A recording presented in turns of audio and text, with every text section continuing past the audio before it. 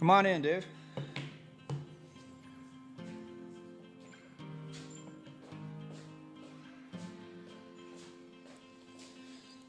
How you doing today? Hey, we're sitting here with David Smith, a.k.a. Shaky Dave, a.k.a. Parkinson's Shooter. And I'm going to help you out with a headset here in a second. And I couldn't be more pleased to be here. And you were talking earlier, that's the most dangerous part of your day, isn't it? Oh, yeah. All right, I got to set you up with the mic and everything, so let's get that done. While we were getting Dave set up on his headset and mic, I think you all saw his pronounced shakes in his walk. We met and chatted off camera, and I can tell you that before this podcast, he was using a walking stick and his shakes continued the whole time. As you will see in this demonstration, he's discovered something that works for him. You see, Dave has Parkinson's and discovered that in certain activities, like when he holds a firearm and shoots, his shaking almost always completely stops. He now shoots between 300 and 500 rounds a day to help keep his symptoms at bay. Coming up in this podcast, you'll hear Dave talk about his diagnosis, life after that diagnosis, and what he's doing to battle every day. As Dave says, he's discovered something that helps him. He calls it gun therapy. And we're sitting here today in the 17 Long Rod Gun Range. I think it's how they said it. Yeah, 17 South Rod and Gun Clubs. And a friend of ours introduced us online. And you are, again, David Smith. You are a.k.a. Shaky Dave. You are a.k.a. Parkinson's Shooter on Instagram and other social media. And part of the reason we're here today is you're a professional shooter, aren't you? Yeah, that's it. You travel the U.S. everywhere? Yeah, just travel all over wherever there's a match and wherever there's an interesting place to shoot, I go. There you go. And I understand you shoot for F1 Firearms, which is the shirt you have on right there today. Right. They're one of your representatives. Yeah, let me... You're going to show off one of your guns, is yeah. my understanding. Yeah. So hold on. There we go. So that is is that your favorite? Yeah, this is my favorite. So it's not what I usually do my gun therapy with, but this is part of my gun therapy. So There you go. This is the 6.5 Creedmoor from F1 Firearms. It's my ultra long range rifle, but I shoot PCC, 3-gun, and next year with this, hopefully getting into some precision rifle series matches. Okay. So, and you travel all over the United States, and your Yeah. sponsor, you have a couple of sponsors. You're a professional shooter. Right. So some folks might have noticed when you walked in, you got a little bit, and with your nickname, you got some shakes going on. Yeah, that's right. So my understanding is you suffer from Parkinson's. Yes. So I'm going to have someone step in and grab the gun so we can continue to talk here. Okay. There you go. Thank you. Now let me talk here for a second and say I noticed something. And I read up online, so I know, but the audience might not know. Something interesting happened when you picked up that firearm. Yeah, You quit shaking. that's right. All right, I'm going to adjust that mic just a little bit. All right. Yeah. There you go. So There you go. you are steady as a rock at the moment. Yeah.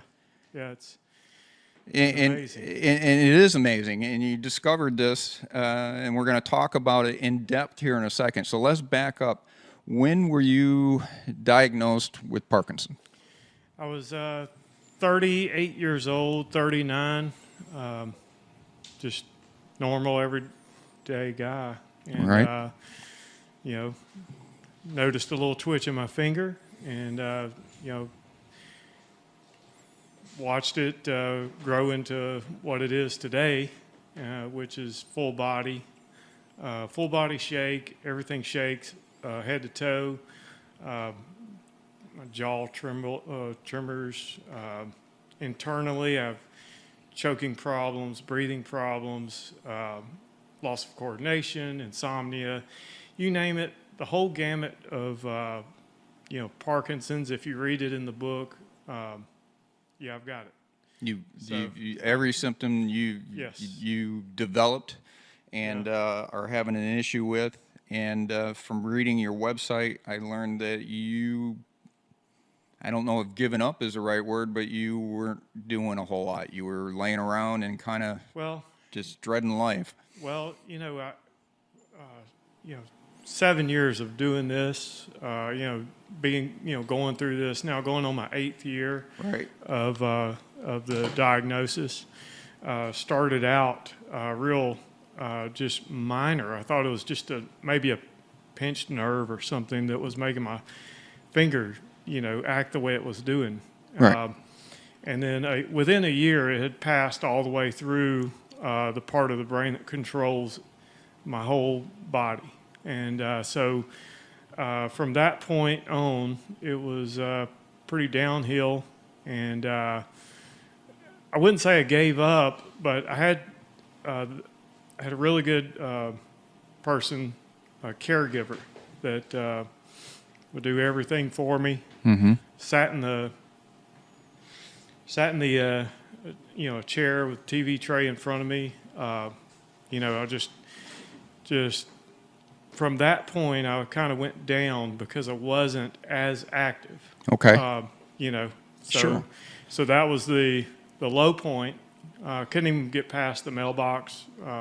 Couldn't even walk past the mailbox. And you're 45 today, correct? Yeah. And I'm about to be 46 next March. Okay. So and that started at 39-ish, 30. Yeah, 38, 39. Okay. So you started going downhill, and you noticed that the less active you were, the worse it got. Is that kind of a correct statement? yeah, I went from a 230-pound, guy that worked out, alpha type, just to I got down to 180, 185. Just withered away. Is basically the way I look at it. And what? Just everything was amplified after not being active, as much. And was there a moment that you kind of snapped and said, I got to do something? Yes. What was that moment? When I said, well, I'm going to try to walk, around the block, just a normal, just stroll around a block, city block, and I couldn't even get past the driveway where I was living at. Okay. And so it was 25, 30 feet. I couldn't even get past that. I was just frozen. And, anything past that, I had to have at minimum a walking cane, Okay. or a scooter, handicap scooter. Okay. So, And that was you tried to do that walk, and you just kind of went, I got to figure something out. Yeah, and that was it. And so, survival skills. Some people say survival skills. Some people it's just self-determination, whatever you want to call it. At some point you just hit that rock bottom point. Okay. And then you start incorporating, hey, how do I fix myself, better myself, or do something about it? Okay. Because nobody else was going to. And was that internet searching, library searching, calling people? How did you? Well, I had a friend that invited me to go. Well, somebody said they were doing disabled hunting. Okay. As an activity, and so after getting lined up with Outdoors Without Limits, and 2 months from that point away, there was a hunting trip planned. I started shooting. I noticed, a lot of stuff when I was shooting. I'd go out to the range, even, with a handicap scooter, cane. Sure. That I would notice that it was easier when I had a gun in my hands. But it hadn't clicked It yet. hadn't clicked yet. You know, we hadn't figured that out. So I'm going to back up a little bit. We had an earlier conversation off air about Outdoors Without Limits. That's right. And that is a disabled hunting group. Is a guy that's put something pretty fantastic together. And we can talk about that another time, but you kind of glaze right over that, and people might not understand what that is. That's right. And that is a group that takes people with disabilities out right. into the outdoors. And it could be hunting, it could be whatever, but it's the outdoors That's right. without limits. So that's fantastic. And that was a catalyst, it sounds like, Yeah. to your discovery. That's right. And so I started practicing shooting. I wanted to make an ethical shot. Got into shooting more 3 to 4 times a week. Started out like a weekend thing. And the more I got into it, the more, it was obvious that was, kind of an enabled, part of, this recovery. It's enabling me back to, where I'm at. I wouldn't say I'm doing awesome right now, but I'm better than what I have been. Right. So better is better. Yeah. And we'll talk for just a second. We'll go back to that demonstration we just did a minute ago, and we did that purposely at the beginning. Your shakes walking in and sitting down were pretty pronounced, and I watched you way before we got on air. You dropped your cane, that you use your walking sticks, not cane. Yeah. And the shakes and the drop foot and everything was pretty pronounced. I saw that, and we did that little demonstration where we handed you your weapon. Yeah. And it all went away. Yeah. And so shuffling of the feet, the stuff Parkinson's is famous for is the shakes, of course, but the whole coordination issue, everything is slower. Speech is, different. Everything is different because of the lack of dopamine, is what I've been told. That is right. Parkinson's in a nutshell. That is what controls that. All the movements is, from the lack of dopamine. And so right now, I'm steady as a rock. I don't know if it's because I get a fresh shot of a dopamine in or, how this works, but right. It's just the phenomenon. I go back to my normal self after the shooting, or it might come and go. It just depends on the there's no rhyme to the reason except for the fact that when I hold a gun, this is what happens. And it just...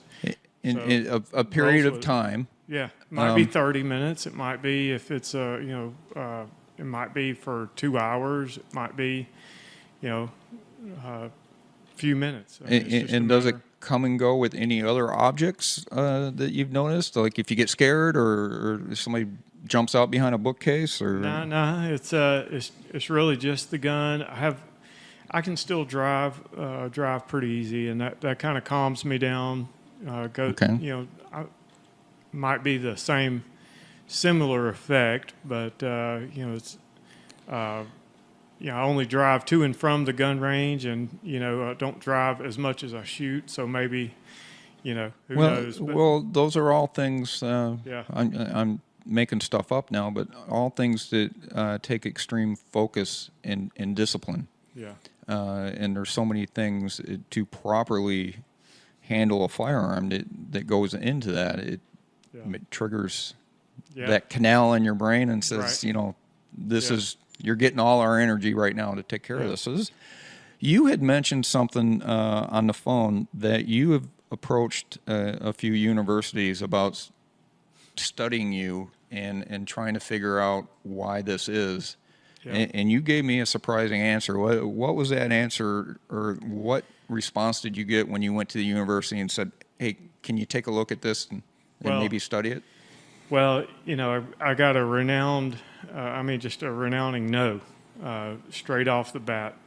I was in a couple of Parkinson studies. Okay. And that was really the starting out point of trying to get better. I thought, well, everybody says do a study.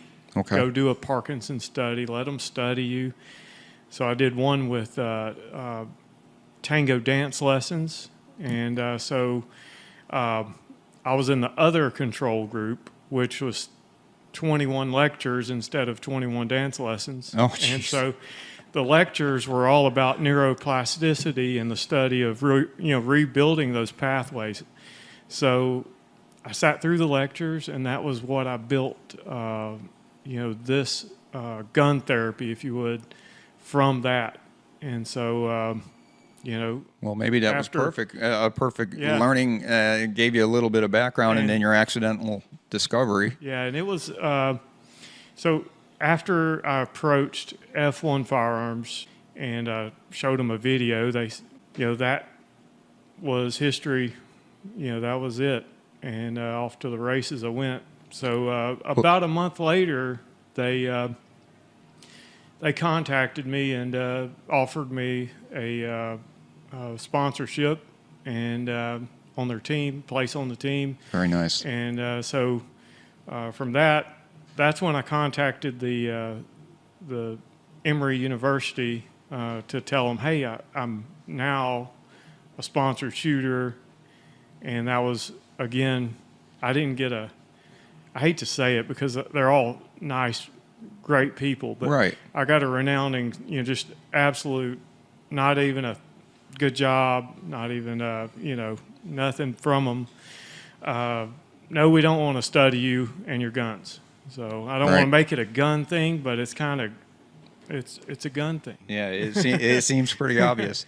I mentioned it to some younger people I know. They're in medical school, and said, "Isn't this interesting? What do you think of this?" And they go, "I don't even want to read it." Oh, yeah. And just like I experienced the same thing after you told me. Oh. I have family members, and they're so strong. I don't care. And Well- I'm like, they care, but they said no, we can't involve Yeah. guns. Period. Yeah, and it wasn't an approach with live firearms. It was Yeah. a laser trainer. I said, look, I'm doing laser trainer at night. I shoot all day, shoot 300 to 500 rounds a day.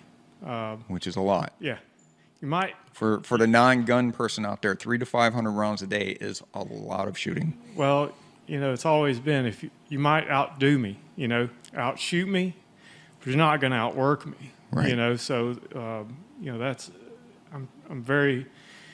I'm a motivated person, but it's survival, and this is the way I look at it, and that's the way I approach it.